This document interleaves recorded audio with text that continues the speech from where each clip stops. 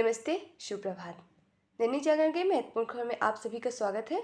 आज हम बात करेंगे दैनिक जागरण कुछ महत्वपूर्ण खबरों के बारे में, साथ ही उसके एक यूपीएससी जो पिछले विगत वर्ष पूछा गया प्रश्न है उसे भी सॉल्व करेंगे।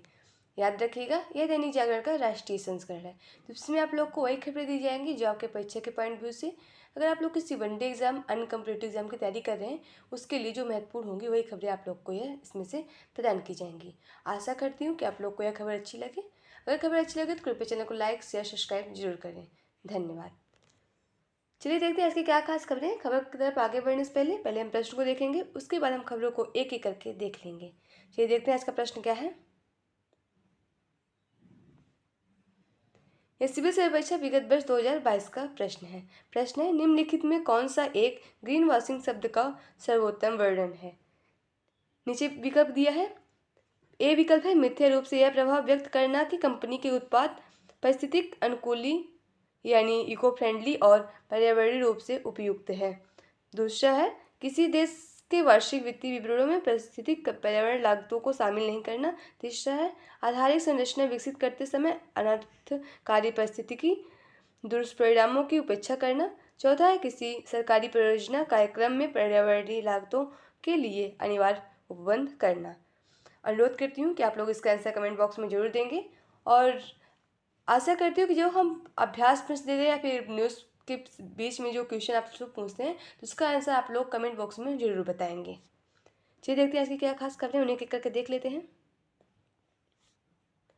तारीख पे तारीख नहीं, अब होगा त्वरित न्याय, यह गृह मंत्री अमित शाह कह रहे हैं।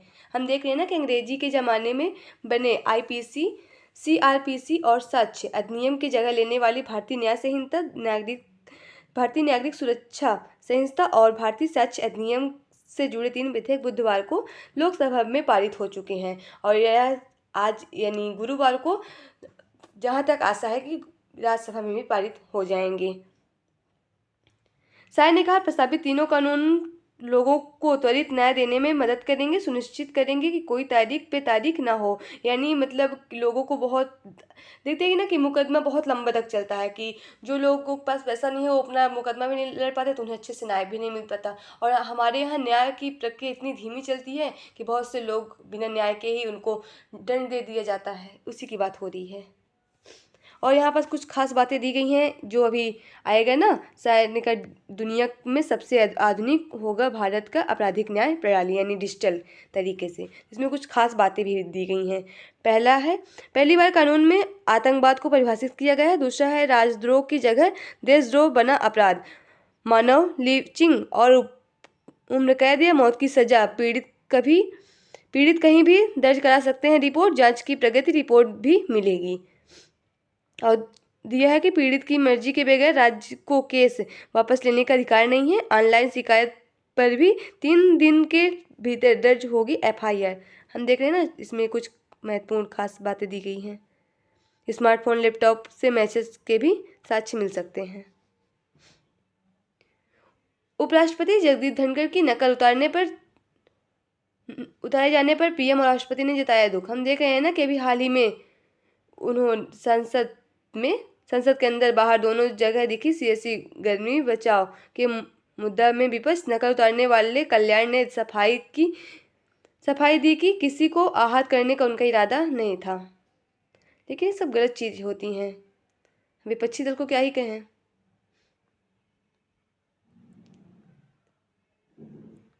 यहाँ आप लोगों को राष्ट्रीय आधार से जुड़ी खबरें मिल जाएंगी। परिवहन विभाग में आतंकियों से बरामद कार कबाड़ी से टकराई। लोनी कॉलोनी में स्पेशल सेल पुलिस स्टेशन से बाहर रख खड़ी थी कार।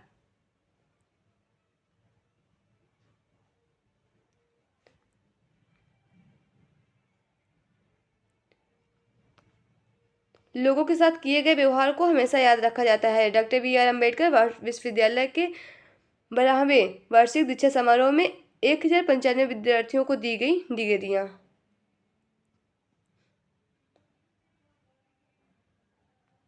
भारत कानून के शासन को लेकर प्रतिबद्ध है, ये हमारे प्रधानमंत्री नरेंद्र मोदी जी कह रहे हैं। पीएम ने पन्नू मामले में अमेरिकी आरोपों पर दिए जवाब, कहा भारत अमेरिकी रिश्तों पर कुछ मामलों पर नहीं होगा असर।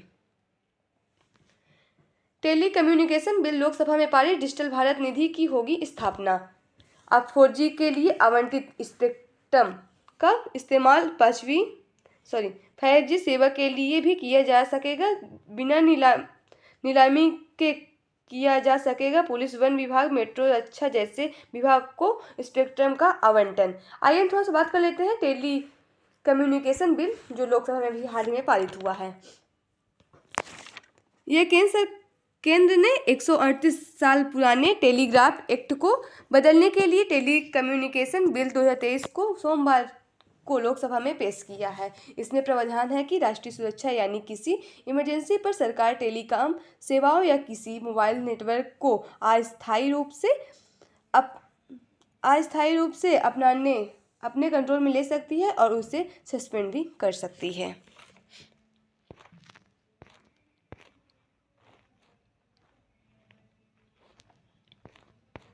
यहाँ आप लोगों को राजनीति से जुड़ी खबरें मिल जाएंगी। हम देख रहे हैं ना कि जो धनखड़ के सामान अभी उनकी नकल उतारी गई थी, उन्हीं के सामान में 1 घंटे खड़े रहे राज्यसभा के सांसद। देखिएगा इसमें अब तो होगा ना कि 2024 में लोकसभा चुनाव, उसी की बात होगी। अब संजीव को हिंदी और नीलम को अंग्रेजी का साहित्य अकादमी पुरस्कार दिया गया। 24 भारतीय भाषाओं में दिए जाएंगे साहित्य अकादमी पुरस्कार। उर्दू के लिए सादिका का चयन 1967 में पहली महिला बनी थी। आइए थोड़ा सा बात कर लेते हैं साहित्य अकादमी पुरस्कार के बारे में। साहित्य अकादमी पुरस्कार से सम्मानित लेखकों को 1 लाख रुपए की नगद राशि और शॉल और ताम्रपत्र द्वारा सम्मानित किया जाता है। पुरस्कार वितरण समारोह 12 मार्च यानी 2024 को आयोजित किया जाएगा। हम बता दें आपको कि अभी इसकी केवल घोषणा हुई है कि इनको मिलेगा, यानी संजीव को हिंदी में और नीलम को अंग्रेजी में। तो आइए जान लेते हैं कि इनको किस उपन्यास में इनको मिला है यह पुरस्कार। हिंदी में कथाकार संजीव को उपन्यास मुझे पहचानो को इस वर्ष के साहित्य अकादमी पुरस्कार के लिए चुना गया है और अंग्रेजी में नीलम शरण गौर को उपन्यास रेक्विएम इन रागा जानकी को इस वर्ष के साहित्यिक अकादमी पुरस्कार के लिए चुना गया है।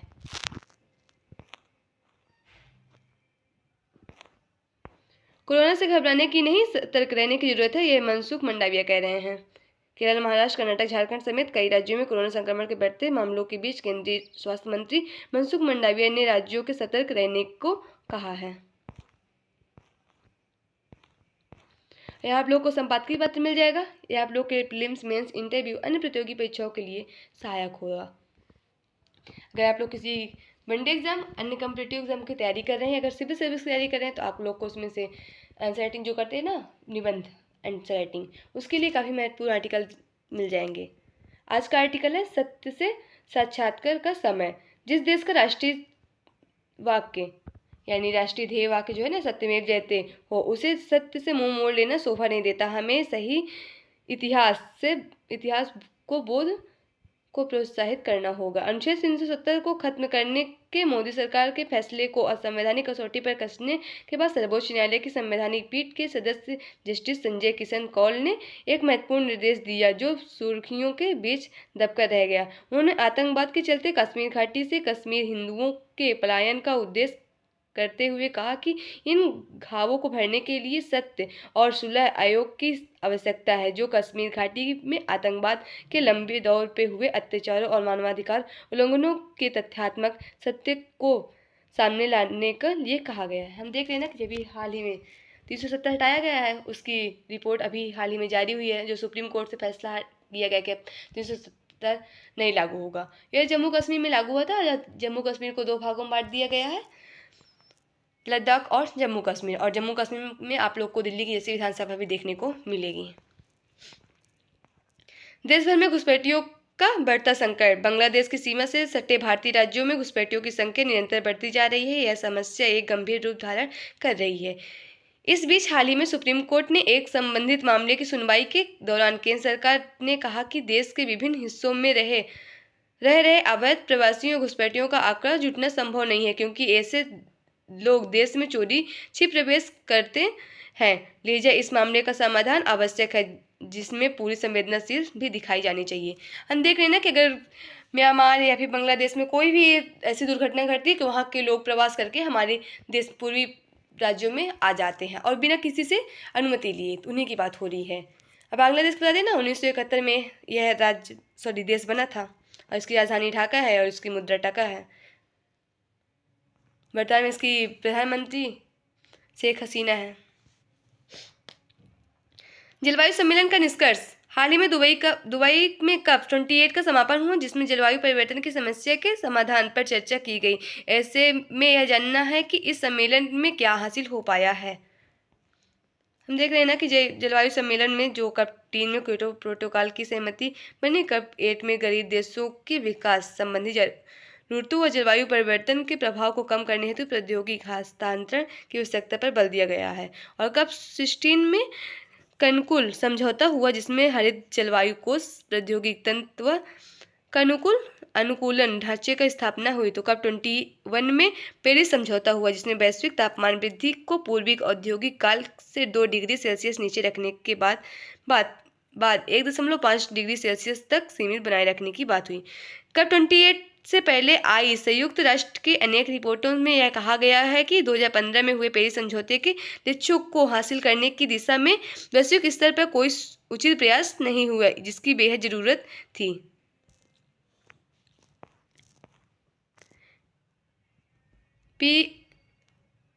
पीएसयू के विनिवेश की नीति पर सरकार कायम। पिछले साल के बाजार में आई तेजी से देखते हुए विनिवेश प्रक्रिया में तेजी आने की संभावना। वित्त मंत्री का कहना है कि केंद्रीय सार्वजनिक कंपनी यानी पीएसयू के विनिवेश की नीति पर सरकार कायम है और प्रमुख सुधार कार्यकाल के तहत सरकार, कंपनियों और निजीकरण और उनका विनिवेश जारी रहेगा। यहाँ आप लोगों को अंतर्राष्ट्रीय से जुड़ी खबरें मिल जाएंगी। देख रहे हैं ना कि चीन में भी हाल ही में भूकंप आया था, जिसमें से 134 लोग की मौत की संख्या बढ़ गई है। और गाजा में जो गाजा हमास का संघर्ष चल रहा है, उसकी बात है यहाँ पास कुछ दी है। निजी हत्याकांड की जांच पर फिर जागी ट्रूडो की उम्मीद, यानी कनाडा के जो प्रधानमंत्री है ना, जस्टिन ट्रूडो, उन्हीं की बात हो रही है। और यहाँ आप लोग को खेल से जुड़ी खबरें मिल जाएंगी। हम देख रहे हैं T20 सीरीज चल रहा है। सात्विक चिराग को मिला मेजर ध्यानचंद खेल रत्न पुरस्कार। क्रिकेटर मोहम्मद शमी और पैरा तीरंदाज शीतल देवी समेत 6 को मिलेगा अर्जुन पुरस्कार। मेजर ध्यानचंद पुरस्कार की बात करें, मेजर ध्यानचंद खेल रत्न पुरस्कार भारत में दिए जाने वाला सबसे बड़ा खेल पुरस्कार है। इस पुरस्कार को भारत एवं विश्व हॉकी के सर्वश्रेष्ठ खिलाड़ी के नाम पर रखा जाता है। इसे युवा खेल एवं खेल मंत्रालय द्वारा प्रदान किया जाएगा। इसे 9 जनवरी को राष्ट्रपति भवन में राष्ट्रपति द्वारा प्रदान किया जाएगा। हम बता दें कि अभी हाल ही में घोषणा हुई है, लेकिन इनको प्रदान 9 जनवरी को किया जाएगा। शुरुआत में 1991-92 में इसकी शुरुआत हुई थी। उस समय इसका नाम राजीव गांधी खेल रत्न पुरस्कार था। अब बता दें आपको कि इसमें जो इसकी इनामी राशि है वो 25 लाख रुपए है। यह खेल का सर्वोच्च सम्मान है। पहली बार यह पुरस्कार विश्वनाथ आनंद को मिला था। और अर्जुन पुरस्कार की बात करें, इसकी शुरुआत 1961 में हुई थी। इसकी इनामी राशि 15 लाख रुपए है और इस वर्ष 2023 में 26 खिलाड़ियों को यह पुरस्कार दिया जाएगा।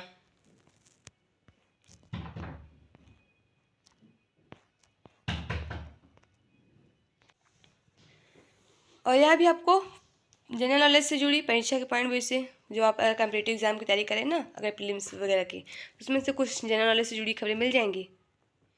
फ्रांसीसी विज्ञानी पियरे और मैरी क्यूरी ने रेडियम की खोज की। 1898 में आज ही के दिन फ्रांसीसी विज्ञानी पियरे और मैरी क्यूरी ने अपनी प्रयोगशाला में पिच ब्लेड के शोध के दौरान रेडियम और पोलोनियम तत्वों के अस्तित्व की खोज की। उनकी ये खोज कैंसर के इलाज की वरदान साबित हुई। वर्ष 1903 में इन दोनों की खोज के लिए इन्हें नोबेल पुरस्कार से भी सम्मानित किया गया है। 1200 साल पुरानी हो सकती है करनाल में निकली ईंटें। जोहर से जिस जगह में निकली है ईंटें, वहां खुदाई का काम बंद है। पुरातत्व टीम ने किया दौरा। दावा तीर्थ व मंदिरों के जोहड़ों में ऐसी ईंटें मिल रही हैं। देख रहे हैं ना, पुरातात्विक खोज हो रही है। यह आप लोग के लिए मूवी से जुड़ी खबरें, अगर आप लोग को इंटरेस्ट हो तो पढ़िएगा, ना हो तो कोई बात ही नहीं। तो आज की खबर यही समाप्त होती है। आशा करती हूँ कि आप लोग को यह खबर अच्छी लगे। अगर खबर अच्छी लगे तो कृपया चैनल को लाइक शेयर सब्सक्राइब जरूर करें। चलिए देखते हैं आज का जो प्रश्न था उसे देख लेते हैं।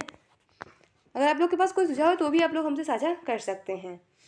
आज का प्रश्न था, निम्नलिखित में कौन ग्रीन वॉशिंग शब्द का सर्वोत्तम वर्णन है? तो इसका सही जवाब होगा ऑप्शन ए, यानी मिथ्या रूप से प्रभाव व्यक्त करना कि कंपनी के उत्पाद परिस्थितिक अनुकूली यानी इको फ्रेंडली और पर्यावरणीय रूप से अनुकूलन है।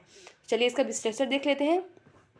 ग्रीन वॉशिंग शब्द का प्रयोग पहली बार वर्ष 1986 में एक अमेरिकी पर्यावरणविद तथा शोधकर्ता जो वेस्टन वर्ल्ड द्वारा किया गया था। ग्रीन वॉशिंग एक भ्रामक प्रयास है जिससे कंपनियों अथवा सरकारें जलवायु परिवर्तन को करने पर अपने कार्यों तथा उनके प्रभावों को बढ़ा चढ़ाकर प्रस्तुत करने हेतु अनुमूलन भ्रामक जानकारी प्रदान करती हैं अथवा अप्रमाणित दावे भी करती हैं। आशा करती हूँ कि आप लोग को यह खबर अच्छी लगे। तो आज के लिए बस इतने। धन्यवाद।